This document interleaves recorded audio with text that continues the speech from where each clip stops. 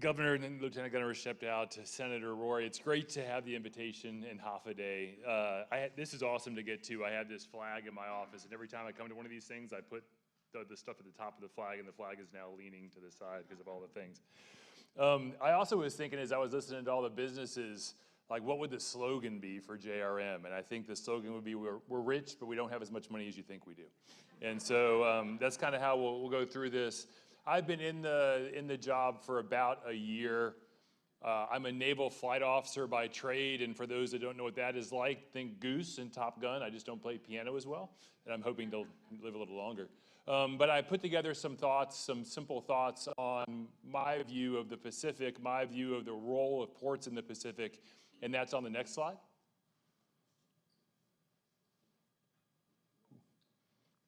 Or not? I'm kidding. That's the height of a bad slide in the Pentagon. Having come to these for a while, I recognize that when someone like me puts slides up, the first thing people like you do is take pictures of them. And so what you're going to see is not a series of complex slides that I used to take pride in developing when I was a lieutenant or lieutenant commander, but some simple thoughts about the role of DOW in the Pacific and how we see things, specifically how I see things. For anyone who hasn't seen this before, that was actually, they tasked an officer in the Army to develop his perspective of how to win the war in Afghanistan. And that was the slide that he developed. The guy's name was Banyan. It's kind of infamous. If you search online, you will find it easily. All right, next slide. Oh, that's, oof. I'm in control of my own destiny. All right, so that's a better slide, right? It's a big Pacific out there. It's a big blue world that's out there. And what you notice specifically, and all of you know this, is that there's no highways. And so the way to get across that is completely and absolutely dependent upon logistics, and it's dependent upon ports. So let's talk about a little bit of what we've learned over the last couple of months when we look at what we've done with Epic Fury. So I first deployed to the region here in 1995. And I've flown all over the Gulf, all over the area, and all throughout that area are ports, logistics hubs that we've used for years. And then what happened as the war expanded? All of those ports and all of those logistics hubs became within the weapons engagement zone. They became targets and really became not usable in the way that we wanted to be able to supply and resupply our ships and aircraft. And so for anybody who hasn't looked on the map and seen where Diego Garcia is, but Diego Garcia is this little island. I first deployed there in 1996.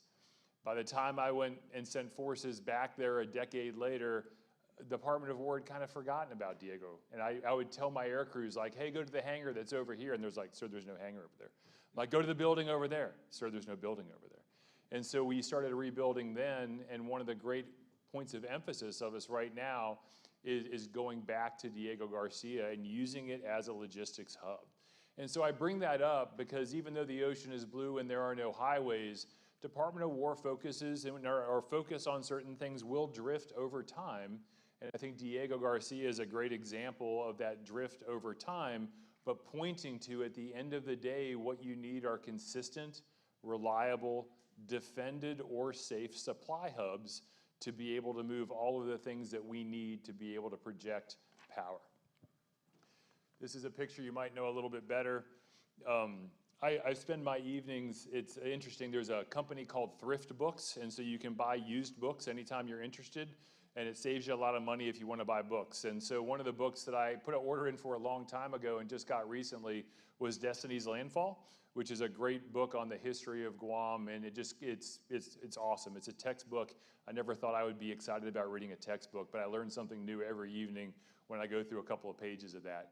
But this is the way the map looks. And so from our perspective, you see where China is, you see where the first island chain is, and for those that have been following what China has done in the South China Sea, they've been expanding their presence.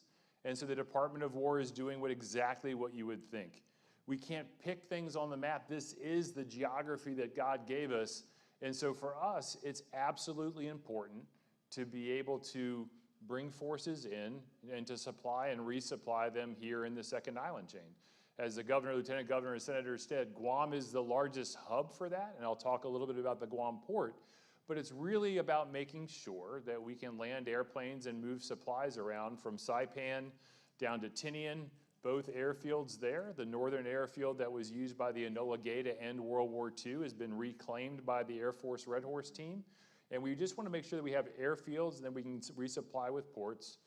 Saipan, 2 airfields in Tinian, Rota, here in Guam, and then in Yap and Palau, really providing the flexibility that you need in the time of crisis. And if you're an aviator like me, if something bad is to happen at one airfield, you would really like another airfield to land at. And so it's just as simple as that, and the need for us to have consistent and reliable port access and airfield access here in what we call the second island chain. Next slide, which is mine. And it's really simply because of the geography, that if we don't use and partner and develop the capability that is here, then it really goes all the way from the Philippines back to Pearl Harbor. Does that kind of make sense? So it's about this is where we are. And so when you go back to this, you just get a sense that if we don't develop, there is risk to the U.S. mission. And so as I talk about risk, I'll go to this slide. It was interesting one time being in Carabao Brewing, and I've gotten to the point now where I've been on island long enough that people recognize me, and I have to be used to people saying, "Sir, how are you?" And I can't go anywhere incognito. But this was very early in my time here, and I could go places kind of incognito. And it was interesting hearing the conversation and people talk about what's in the bottom right there. I'm just overhearing a conversation about the Chinese missile, the one that's called the Guam Killer. And so for us, when I think about risks, and I think about risks to port in the area, the capability that China has from a missile standpoint is clear risks to us. And I'll talk about that and how we're going to mitigate that on the next slide. But really, there's 3 other risks that are on this slide that I think are more important for us right now to think about, especially in your role in logistics, especially in your role of ports. Number 1 in the upper left-hand corner is Chinese influence and financial influence. Have no doubt there is a competition in place from throughout the second island chain, from Saipan all the way down to Palau, about who, and I hate to say it this way, but it's a choice. It's a choice between freedom and a different way of doing life. And the number 1 way that China will try to derail what we need to do as a nation, what we need to do as a people, what we need to do as a community is through influence. It's through money. It's through just getting their foot in the door, being able to provide maybe a little bit more resources, maybe a little bit more easy access to resources. That's the number 1 way that China can threaten things in the second island chain. They can do that without firing a shot. They can do that without making the headlines. They can do that very, very easily. The second way in the upper right-hand corner is cyber. And anything that we do has to be absolutely cyber resilient, cyber protectant, to be able to respond from that. Because I would much rather, if I was trying to affect things here, press a button somewhere back in mainland China or somewhere else and influence whether a crane operates, to influence whether a logistics computer network breaks down, to be able to influence here on Guam, whether the water or whether the power is impacted. Those types of things matter. So number 1 is just Chinese influence, money. Number 2 is cyber defense. And then number 3 is drones. And just thinking very candidly about how what we've seen in the Ukraine and then what we've seen in Epic Fury, how that's changed the nature of warfare. And so you see a lot of big missiles flying, but you also see drones being used in high numbers. They're very cheap, they're very powerful, and that's one of the things we have to think about. So we're very focused on these things, recognizing the need to protect what we have here in Guam so that in times of peace, things can move freely and openly, and in times of conflict, we have the resiliency that we need regionally. Next slide. There we go. All right. So this is a little bit about what we're doing here in Guam, and one of the things that's fun to be here is I get a chance, or used to get a chance, we'll restart soon, to brief from Guam back to the Pentagon about what we think the number 1 requirement is in one particular area. And so I sat down with the Naval Base Guam CEO and I said, hey, just look at the Opera Harbor holistically. Don't look at it just from a Navy perspective. What do you think the number one thing is? And it took a little while because usually most services just defend what they want. And he kind of came back and he's like, hey, the number one thing are these cranes. And so I'm like, okay, so why don't we do maybe it was unique to have a brief that didn't recommend to senior leaders to go buy a Department of War thing. The number one recommendation was, hey, senior leader, the Undersecretary of the Navy, please work with MARAD to see what we can do about getting a grant for these cranes. And so it was a great success to be able to do that. We have a little bit of ways to go. Oh, thank you. But it was awesome. And thanks, truly. But it was just representative of the partnership the governor talked about, right? Is that we talk, we understand, we work together. We'll have a meeting in San Francisco in September where we'll hope to get some resourcing for the rails for the cranes and the tie downs for when a super typhoon happens. So the number one thing from a priority perspective is the gantry cranes.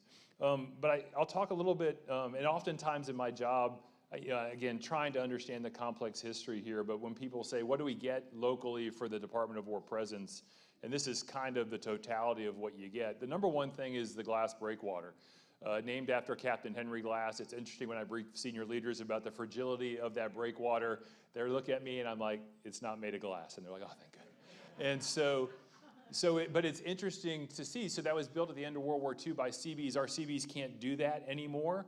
And so it was neglected for a number of years. After Ma War, we got a congressional supplemental to be able to put a lot of money towards that, $571 million for that. And then for the people of Guam, while Hurricanes Sinlaku and Bobby stayed away, they went north and they just chucked waves into the breakwater. And so to go out there is to really understand the magnificent power of the ocean, because you can see where it just pulled away the breakwater. I mean, huge boulders, huge things just removed. And so we're in the final processes of determining how much this is going to cost, but it's probably going to get us close to $750 million to keep that breakwater on schedule and to repair that, with a goal of it being complete in about 2029. But it's really neat to see the technology. If you haven't driven out there, you can look at the 10 to 12 feet high concrete armor units that look like a scene from Star Wars, that are kind of stacked up there like stormtroopers. But it's the best technology in the world to be able to protect that breakwater, because without that breakwater, one, the harbor doesn't happen. And number two, we can't bring ships in. And when you look in the bottom portion there, which is the Navy part, and the upper portion there, which is Rory's part, out by 4 is where we bring the aircraft carrier in. And so it's the only deep water port that can bring an aircraft carrier in between Yokosuka and Pearl Harbor. So without that Kilo Pier there, we can't bring an aircraft carrier in. That's why they come here, for that reason. So number one is the breakwater. $750 million probably is where we'll end up. The cranes we've talked about. Polaris Point is a massive improvement to that area. Within the port, that portion there where number 3 is where the nuclear submarine maintenance will get done. And so we're going to build a pier, a bunch of maintenance facilities so that we can keep submarines forward. The primary advantage that we have over China is expertise undersea. And so bringing submarines here is really, really important. Making sure that we can repair them is really, really important as well. And it was funny, I was talking recently to a guy that operated on my knee in 1988. And his dad told him, oh yeah, I was in Guam, and he was here in 1945 getting his submarine repaired after World War II. Number 4 is Rhodey Point, and that will be the location of GDS Site 5. And so you can go online. I won't bore you with the details about the Guam Defense System, but just know that the Guam Defense System is it's the very best technology that the U.S. has from a missile defense perspective. It's not like there's a yard sale in the U.S. and they're putting all the yard sale equipment here. Is the absolute pinnacle of the technology that we have to be able to defend against missiles. And there'll be a combination of sensors, meaning radar, and then also the ability to have missiles on the island to be able to shoot down incoming missiles. And GDS Site 5 will be the site of a 64-cell vertical launch system where we'll have weapons that'll be able to, and if you think about a ship, also has a vertical launch system, so it's a very similar capability there that'll be put into Site 5 primarily to protect the harbor as we go forward. I'm going to go back two more, and I just want to talk about one other thing real quick, and then that I missed, and then get to my last slide. And then I have time for some questions, but just maybe one or two. The thing that's really interesting here, and people have talked about it in their comments thus far, we'll talk about a military buildup, and that's part of it.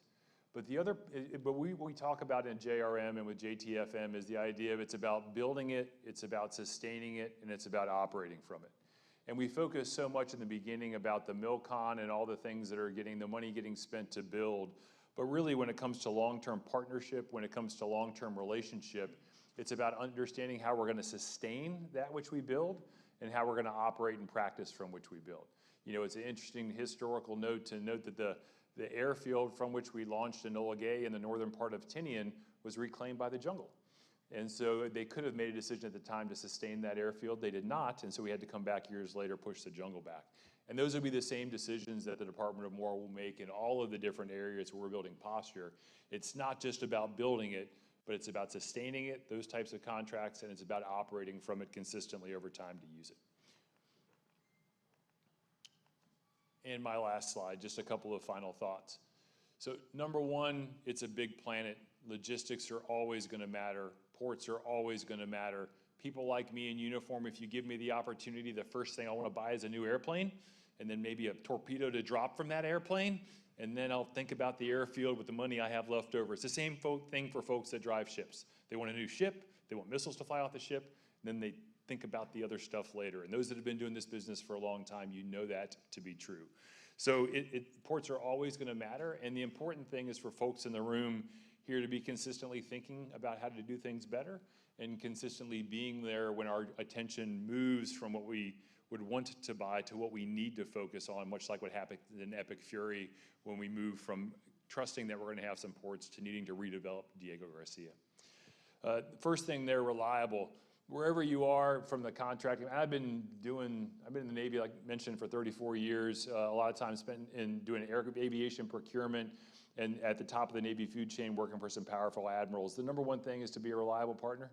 Like when a contract comes, you know, coming on schedule, on cost, all those things really matter. And we can tell from a Department of War perspective, those folks that are trying to work the nuance of a contract to be able to squeeze every dollar out of the Department of War, and those that are reliable partners. And we have those conversations about things that are getting built here on the island, and we need you to, above all else, be reliable and to be a partner. The second thing is Department of War people are known for a lot of things. We're not known as naturally creative types. It's just kind of what, thank God everyone was sitting down when I said that. We're just not, right? And so we need you to be creative and to be thoughtful and to bring fresh ideas in this space. But I put an asterisk there because you gotta kind of know your audience a little bit, and sometimes certain admirals and generals are excited about creative, and you can go all in, and sometimes the minute that it gets too far out of their comfort zone, they just kind of shut you down. And so you gotta be creative, but you gotta do it kind of with a certain limit there, understanding who you're talking to. The third thing there is to be thoughtful. It's really interesting to watch how things have changed since I've been in, where we used to always build what we would call the gold watch, the thing that was just utterly strong and utterly resilient. But you recognize two things over time. One, that costs a ton of money. And two, somebody's gonna find a creative way to get at that thing. Anytime we think something's just impervious, we discover that it is not. And so we need you to be thoughtful about those things that are really hardened, that you're gonna spend a lot of money on, and those things that might be, as we would say, attritable. Those things that are low cost, quick to recover. You know, there's two different ways of handling a threat. One is to be as utterly strong as you can be. The other is that once they hit something, to come back in with something and be able to replace it quickly. So be thoughtful about what your approach is as you're developing a solution for us. And then last, which I'm required to say is inexpensive, is helpful. As I started, we have money, just not as much as you think. And so it's an interesting thing. It was one of the things I was reading as I was getting into Destiny's Landfall, is just that for as long as there has been a US national interest in Guam, there has been tension over trying to get resourcing here. And so it's interesting to see how much of a challenge that can be. My wife gives me a hard time about being just an incredible optimist in spaces like this. I genuinely believe that you can partner together and make things happen as long as you're willing to listen, collaborate, and do that type of work. And so I strongly believe in what we're gonna be able to do here. But I hope that what you get from my presentation is one, you don't pick your geography. This is where it is. And two, this is kind of the first step. The buildup is just the beginning here. It's about the long-term partnership as we build these things, we sustain these things, and we operate them in a way that's showing the Department of War to be an absolute great partner as we develop things here in the region. So with that, I'm not sure where we are in time. I can take questions or I can run away. I'm happy with the latter. Okay.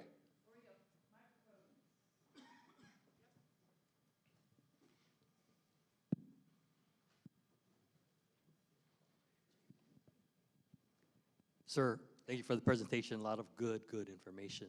I'm Derek Cha. I'm with Burns & McDonnell Engineering Company. We're based in Honolulu, but our main office is in Kansas City. In Honolulu, we do a lot of work with the Navy and the Army. And one of the big challenges we have in Hawaii is the power grid and the ability to provide reliable, resilient energy to the military. Can you say a little bit about how that might be happening here in Guam as well? Yeah, we've solved it in Guam. I'm not sure why it's hard. Yeah, good job. So it's the same type of thing. So a couple of different things we've done to partner is recognize that it's a big problem, and part of that should be kind of Guam's to solve, and part of that is our to solve. DPRI money, the money that came with the Marines potentially coming here, or planned to come here, that helped harden a lot of the infrastructure in the northern part of the island. And the way that we look at it is we'd love to be able to complete the hardening and the undergrounding in the northern part of the island and do some things in the southern part as well. If you were asking me, I would say that the GPA's role is kind of to finish the stuff up top, and our job is to finish the stuff towards the bottom. And one of the ways that we're doing that is working really from where the power plants are there to the east of number 2. We built an underground, we just put out the contract for a P1181, which is underground capability to go down to Polaris Point. And so it's gonna kind of go down along the road and head into Polaris Point 3, and then it'll also give us the opportunity to run underground connectivity to the Naval Magazine. And so we'll have additional resiliency there. And so it's really it's a partnership. But the hard part, to be honest, is the